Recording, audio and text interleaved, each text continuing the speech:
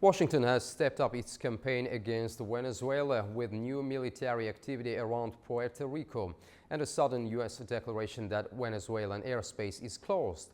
Caracas has condemned the move, calling it a direct threat to sovereignty.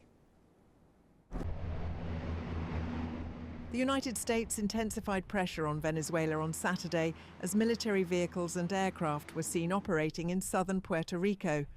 Reuters video showed a U.S. Navy hovercraft arriving near Ponce, while at the former Roosevelt Roads Naval Base, crews unloaded equipment from cargo planes.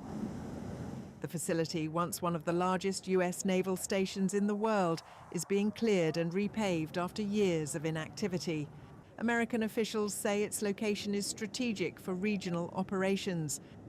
The activity came hours after U.S. President Donald Trump declared that airspace above and around Venezuela was closed in its entirety.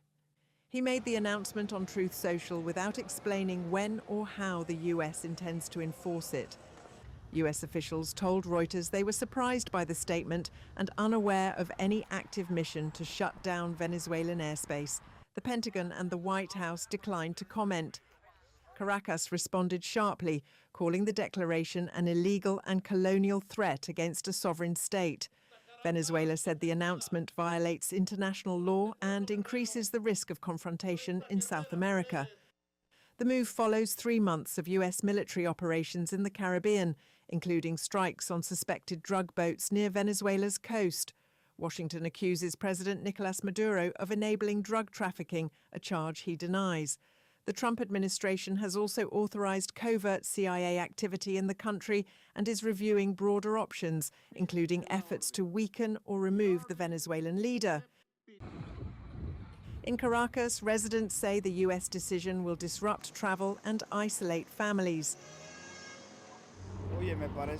I think it's unfair because people need to travel for work, business, to see their family, and we Venezuelans are not to blame for these situations.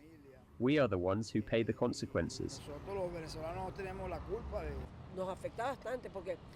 It affects us a lot because many people who plan to spend Christmas with their families cannot do so, and those who need to travel abroad cannot either. We are locked up here in Caracas.